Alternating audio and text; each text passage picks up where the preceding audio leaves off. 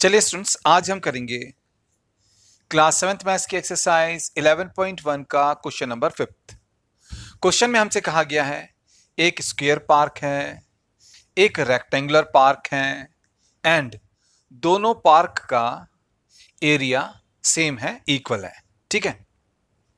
आगे हमसे कहा गया है कि जो स्क्वायर पार्क है उसका साइड है 60 मीटर एंड जो रेक्टेंगुलर पार्क है उसका लेंथ है 90 मीटर। तो हमने रेक्टेंगुलर पार्क का ब्रेड्थ फाइंड आउट करना है। ठीक है, तो चलिए सॉल्यूशन स्टार्ट करते हैं। तो देखिए स्टूडेंट्स, हमारे पास में एक स्क्वायर पार्क है। ठीक है, इस स्क्वायर पार्क का साइड का लेंथ है 60 मीटर। स्क्वायर पार्क के साइड का लेंथ है 60 मीटर एंड यहां पर एक रेक्टेंगुलर पार्क भी है। ठीक है, इस रेक्टेंगुलर पार्क का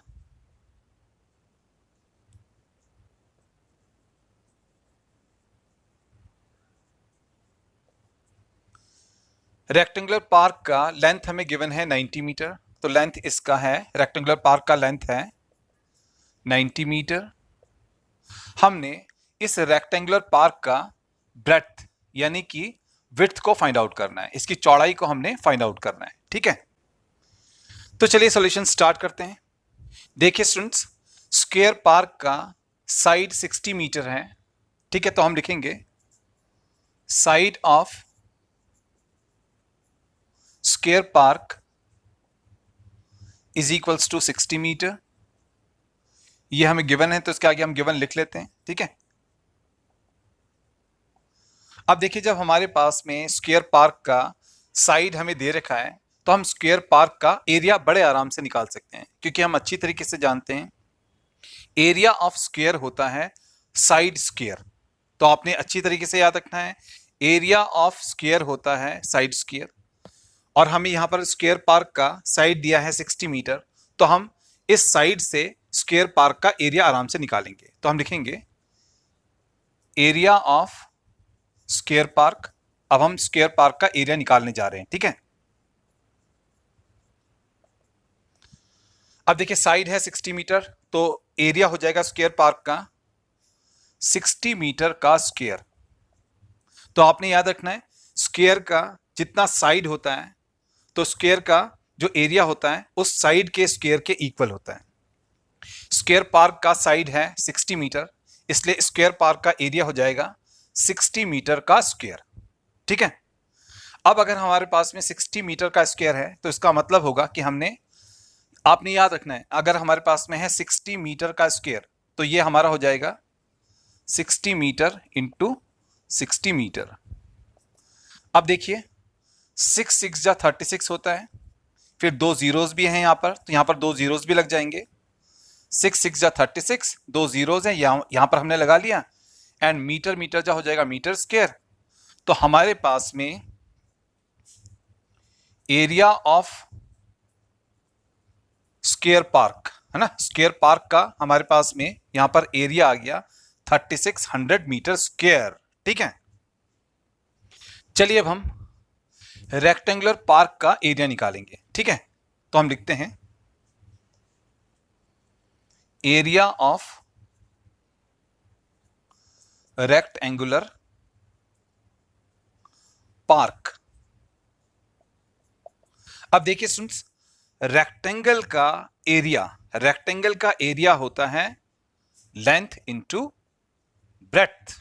ठीक है, आपने याद रखना है रेक्टेंगल का एरिया होता है लेंथ इनटू ब्रेड्थ। अब देखिए इस रेक्टेंगुलर पार्क का लेंथ है 90 मीटर, तो हम लेंथ की जगह पे लिखेंगे 90 मीटर। ठीक है, अब देखिए इस रेक्टेंगुलर पार्क का ब्रेड्थ हमें दिया नहीं है तो हम ब्रेड्थ को बी मान लेंगे, ब्रेड्थ को हम बी मान करके यहां पर बी लिख लेंगे। तो देखिए यहां पर हमारे पास में रेक्टेंगुलर पार्क का एरिया आ गया 90 मीटर इंटू बी, तो ये आ गया हमारे पास में रेक्टेंगुलर पार्क का एरिया। अब देखिए स्टूडेंट्स, क्वेश्चन में हमसे कहा गया है square park and rectangular park, इन दोनों पार्क का एरिया सेम है, यानी कि इस स्क्वायर पार्क का एंड इस रेक्टेंगुलर पार्क का एरिया सेम है। तो यहां पर हम लिखेंगे एरिया ऑफ स्क्वायर पार्क का एरिया इज इक्वल्स टू होगा एरिया ऑफ रेक्टेंगुलर पार्क, यानी कि दोनों का एरिया सेम है और ये हमको गिवन भी है, तो इसके आगे हम गिवन लिख लेते हैं। हाँ, अब देखिए एरिया ऑफ स्क्वायर पार्क यहां पर हमने निकाला है 3600 मीटर स्क्वायर, तो हम एरिया ऑफ स्क्वायर पार्क की जगह पे लिखेंगे 3600 मीटर स्क्वायर। अब यहां पर है इक्वल्स टू, तो लगाएंगे इक्वल्स टू, फिर यहां पर हमारे पास में है area of rectangular park and हमने एरिया ऑफ रेक्टेंगुलर पार्क यहां पर निकाला है 90 मीटर इंटू बी यहां पर ब्रेड्थ ऑफ रेक्टेंगुलर पार्क है। ठीक है, तो देखिए यहां पर है area of rectangular park and यहां पर हमने एरिया ऑफ रेक्टेंगुलर पार्क निकाला है 90 मीटर इंटू बी, तो यहां पर हम लिखेंगे 90 मीटर इंटू बी। ठीक है, बी यहां पर ब्रेड्थ ऑफ रेक्टेंगुलर पार्क है। ठीक है, अब हम क्या करेंगे, अब हम इस 90 मीटर को हम राइट से लेफ्ट में लेकर के आएंगे, तो ये 3600 मीटर स्क्वायर के नीचे डिवाइड में चला जाएगा। तो देखिए अब हम क्या करेंगे, अब हम इस 3600 मीटर स्क्वायर को यहां पर लिखेंगे। अब हम 90 मीटर को लेफ्ट से राइट में लेकर के आएंगे, तो ये इसके नीचे डिवाइड में आ जाएगा, 90 मीटर इसके नीचे डिवाइड में आ जाएगा। एंड राइट हैंड साइड में बी को तो हमने लिखना है, क्योंकि बी यहां पर बच गया है, तो हम बी को यहां पर नोट डाउन कर लेंगे। बी यहां पर हमने नोट डाउन कर दिया। अब देखिए मीटर से मीटर स्क्वायर कैंसिल आउट हो जाएगा, 0 से 0 कैंसिल आउट हो जाएगा, 9 से हम 36 को डिवाइड करेंगे तो 4 आता है, एक 0 यहां पर है तो यहां पर 40 आ जाएगा।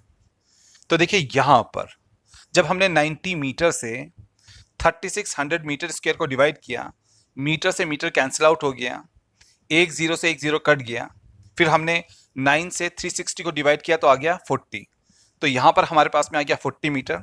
तो ब्रेड्थ ऑफ रेक्टेंगुलर पार्क हमारे पास में बी हमारे पास में आ गया, इस बी का वैल्यू हमारे पास में आ गया 40 मीटर।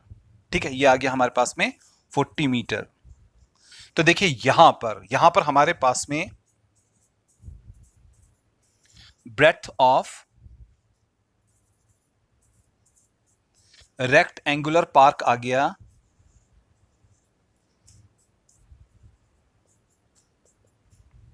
40 मीटर।